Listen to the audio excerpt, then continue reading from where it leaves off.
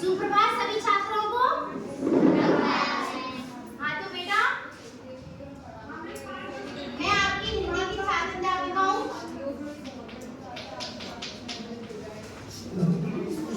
कोई भी बच्चा अनावश्यक रूप से वार्तालाप नहीं करेगा, ठीक है?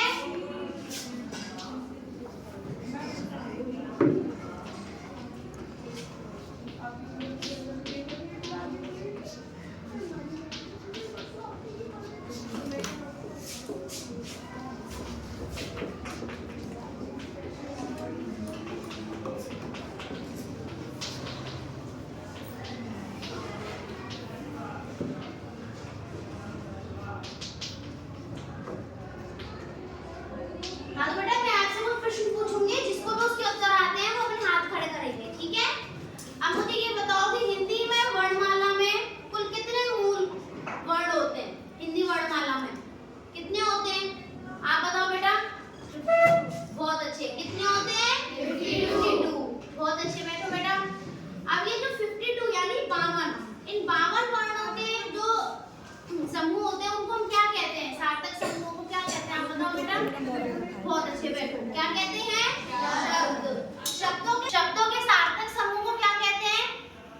आप बताओ बेटा। वाक्य कहते हैं। बहुत अच्छे। बैठो। क्या कहते हैं? वाक्य।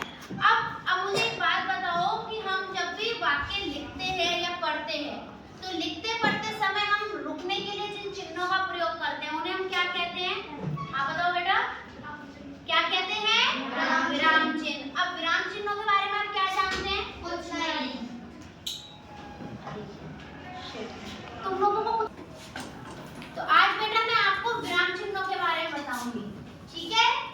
आज हम विराम चिन्हों के बारे में विस्तार पूर्वक अध्ययन करेंगे, ठीक है? अब बेटा देखो,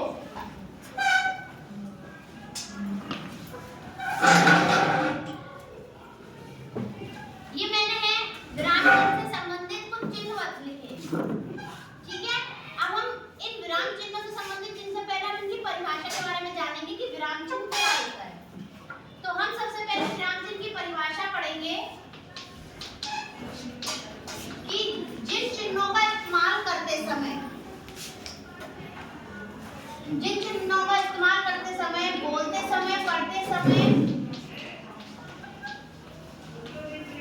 बोलते समय, पढ़ते समय रुकने की क्रिया जो होती है,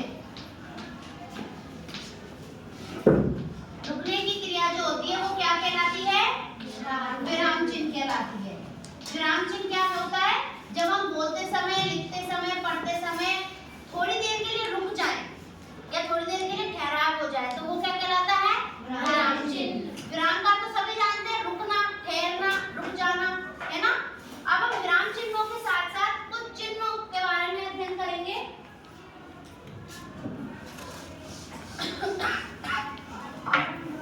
जैसे कि एक नाम है, मैं लिख देती हूँ, चिन्ह का नाम है प्रश्नवाचक। तो इसका चिन्ह कैसे बनता है? इस तरीके से। ये जानते हैं ना कि हमारा ये प्रश्नवाचक चिन्ह है, इसको हम क्या बोलेंगे? विराम चिन्ह। प्रश्नवाचक चिन्ह विराम चिन्ह होता है। अब देखो मैंने इसमें बनाया है, जैसे अल्प विराम है, हमारा ये जो अल्प विराम है, अल्प विराम का जो चिन्ह होता है वो कैसे होता है? हमारा ये होता है हमारा क्या? अल्प विराम। अल्प विराम का चिन्ह कैसा होता है? ऊपर बिंदी और नीचे कॉमा, है ना? ऐसे ही हमारा अर्धविराम है। अर्धविराम क्या होता है? इंग्लिश में जिसको तुम बोलते हो कॉमा, कॉमा बोलते हो ना, इसको हिंदी में हम क्या बोलते हैं? अर्धविराम। क्या बोलते हैं? अर्धविराम, है ना?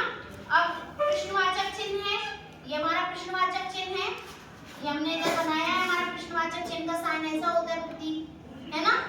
समझ में आ रहा है सबको? जैसे हमारा है लाघव चिन्ह। लाघव चिन्ह होता है हमारा इस तरीके से, छोटी सी बिंदी।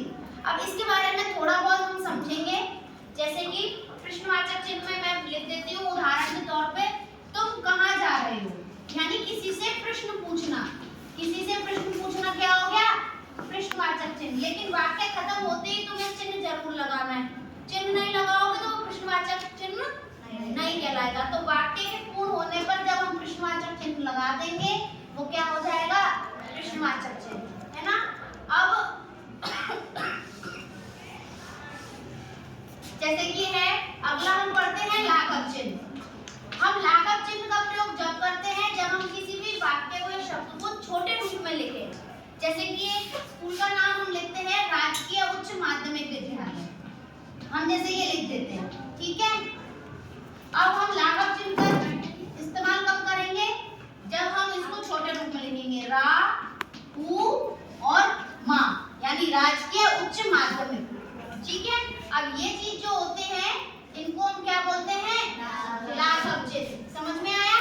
यस मैम, बहुत अच्छे। अब देखो उद्धरण चिन्ह। उद्धरण चिन्ह हमारा बनता है कुछ इस तरीके से,